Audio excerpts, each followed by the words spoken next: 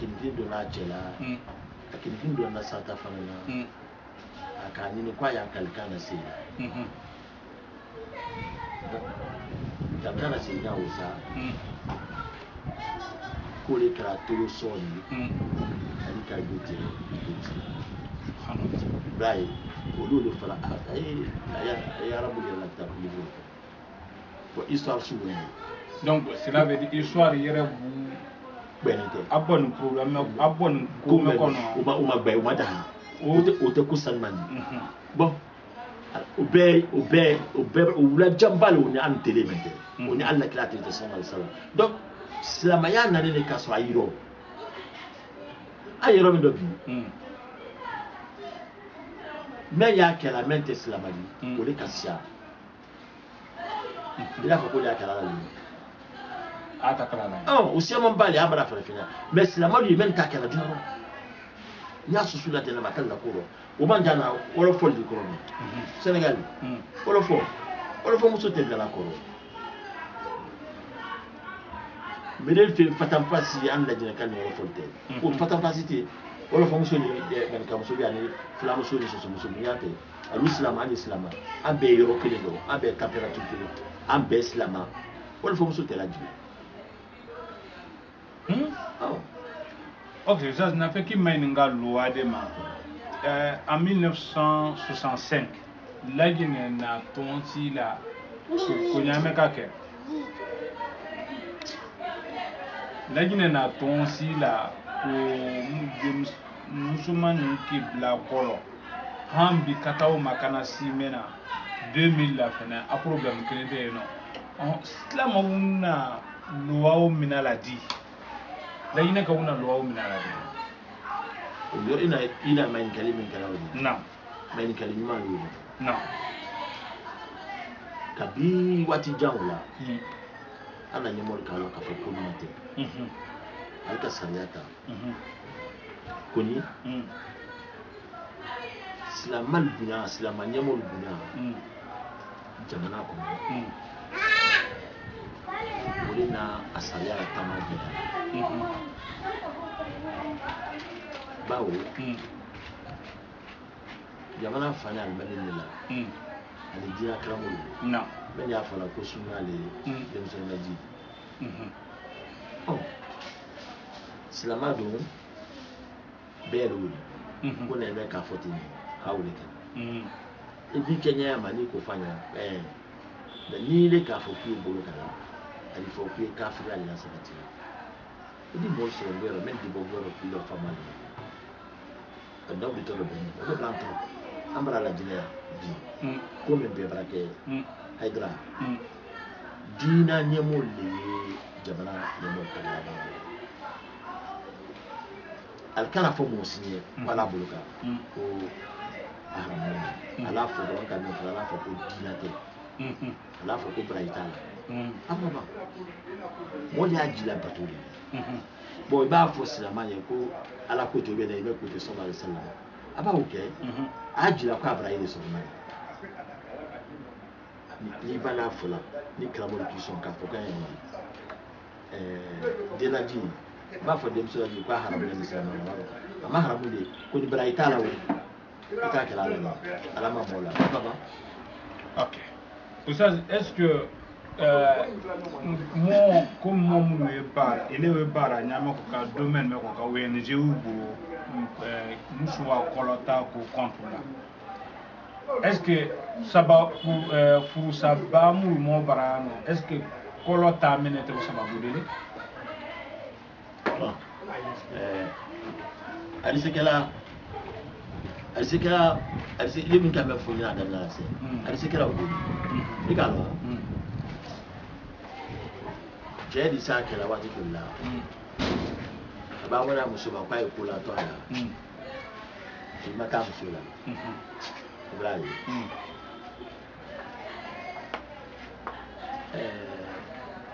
n'o tɛ ko ɲɛna muso ma n'o tɛ ni dɔ tɛ bala la i ma taa la o tiɲɛ la tɛ foyi tiɲɛ la ma dɔ fana k'a fɔ ko muso lakɔrɔ t'a la wuli nɛmɛ ma fɔlɔ cɛ don e ka mo do muso sembale fulla ali ta mo do ko le bala wi jamana wu ko nay be de muso biswa muso teme bawo ale ka lo kwale kilinti se ka o ma ko be na wati be donc i ba muso laji ka to sibo kama la che ko bara doya ali se to le kame ala ma che so ko to kuti wal ma foloro wa si bele matre même ba ke wala wa si la comme Allah wali na li jaya ni muso laji ne adi ma ko ne ke problème ta alu tra jilati ko le be ka molla bololma o joli ala le balma la dani do ala le ka jeda kan beni joli bela monyale akela wallahi deni so men na jilem o se ban bali so baraka fo ite muso lo ayere bunyala fo ala monya ani bolokonya di bulukunya te famille ko bulukunya te famille ko non ko démissionnaire konko ya la su konko ya la tele kamere mbera di ka fa ka 2000 fo la wa ka fi sayami wa ma mala da kenya muke di balu sunene ala mo ko ni o société dire la vie donc ya feka irana ka fo ko buruko nya e sababu balele musu ya yerela do ya lo ka yere di kewuma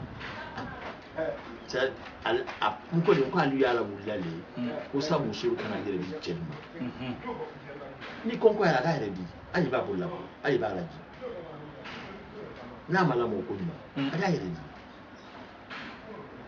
ka education mali kan ka di musu adi kan kallo ajajira ni ikalo demuso na korota ya to ba me ya la mraya wole pafani ika fafalo mola afola c'est que même ba bla ko alu kala ñu kan yoro me do wole to ko fafa right na fafala tawo ay alkoko ali demuso na kana la muso ya ko la yini ta ko be ya falni ali ya ne ko le kala nyama na ko de yala wuti se kala wal dal balaji ili se ka fafa robe ko ma ka demuso na kana ko la ali mo ke mais aujourd'hui ni est-ce que kuma o sabati ni parce que an le fara ko le kala fafa la woli kala o di ke fafa la je suis d'accord ka ko demuso babla ko al ba ke fafa la al di al lali ka muso ya ko falni aka ki prepare ka muso ala benyame madoke abra soma we ko ma le fafa la ko dan di so kala li ma demuso babla ko ils étaient aussi dans la même génération car Kenyon ka ko doke al di Kenyon campagne moment ye boni so men dans la ko la ko ka kan na même woli mais aujourd'hui est-ce que musu wa kolota wote sababu le pour que chewu ye musu sia ya fene parce que wo il a bawo ni muso kela ikalo amraya muso sia mambale ben base dibisi la loma avant comme une pause ben base uma adiba a telbulo ko lu rabo walba muso a de muso bra fudu o bra den so afandi be ma do na tela pale bra ko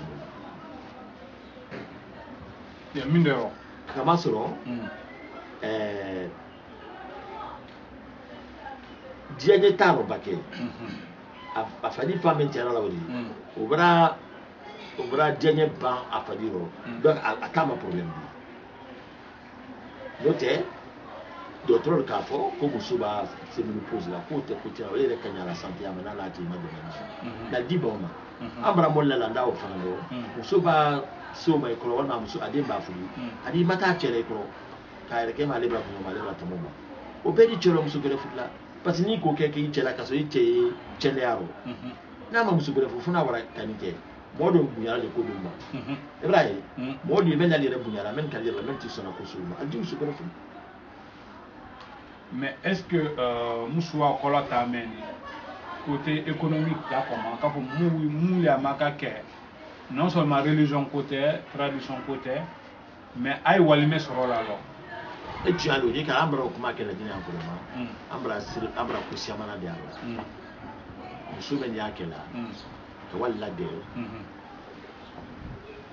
alu te fin sama so bo korota sani den babla koro ben di talma ala rete sa que une partie son que bon c'est que son auto son sans koro il y a quelle chose qui le kela mais ambara de ka musulla de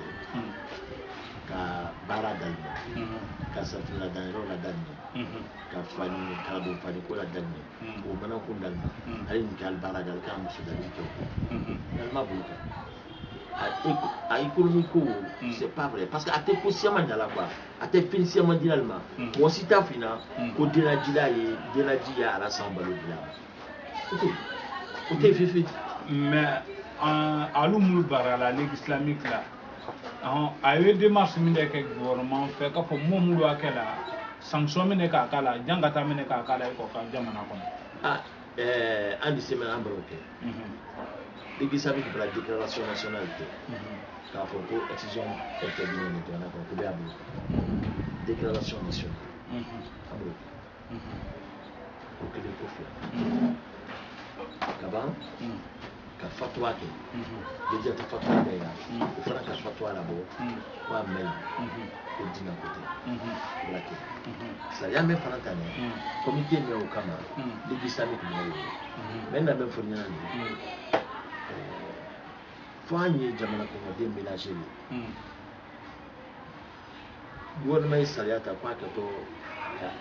ala appliquer la bonne bon si c'est service maladie au projet vous voulez le na pour suivi là si c'est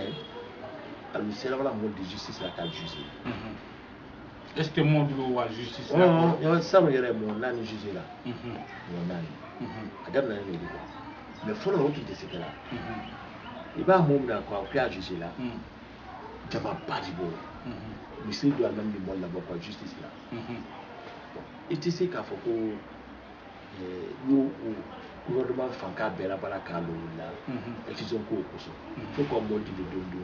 à yani maintenant on s'y a même pas de la cassola il faut la kabaka dire la kabaka à tomber là pour laquelle moi demande la sans demande madame le donc en sera où les là kaba ligue islamique modier à quel daro c'est la manière on paye à quoi quel daro il faudrait fanka les là à quoi quel là voilà nous ok ONG il est bro est-ce que ya ONG para min le ka ko kan monsieur mala ya ONG ko kan do di mo nyare de la ONG ni même kuntiala non atole ko allergie association des leaders musulmans association excision que la frefin jamana moine sei menga Afrique kono ya jamana moine sei ni akala menga non Yaro, Éthiopie, Somalie, la Guinée, la Côte d'Ivoire, Jamala Bé, d'autres et d'autres années. Mais Amérique, Jamala Mouanse. 2007 là, en cas conférence Bali un grand symposium. En cas que le comité interafricain d'Éthiopie, pour les organiser. En la conférence qui est maintenant. Pour la promotion de l'abandon de l'excision.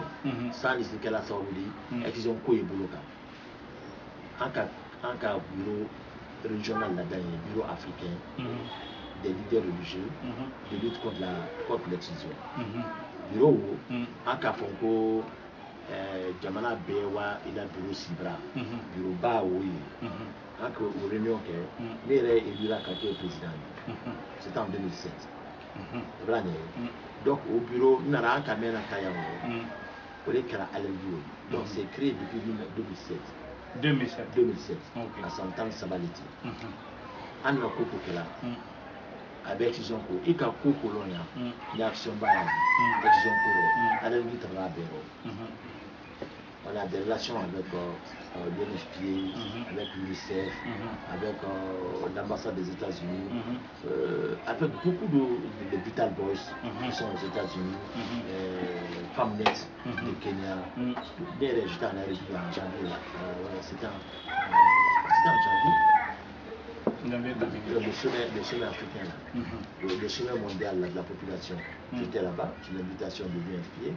Alors, on est Femme Paix, Afrique Femme Paix. On est présent et on participe à cela.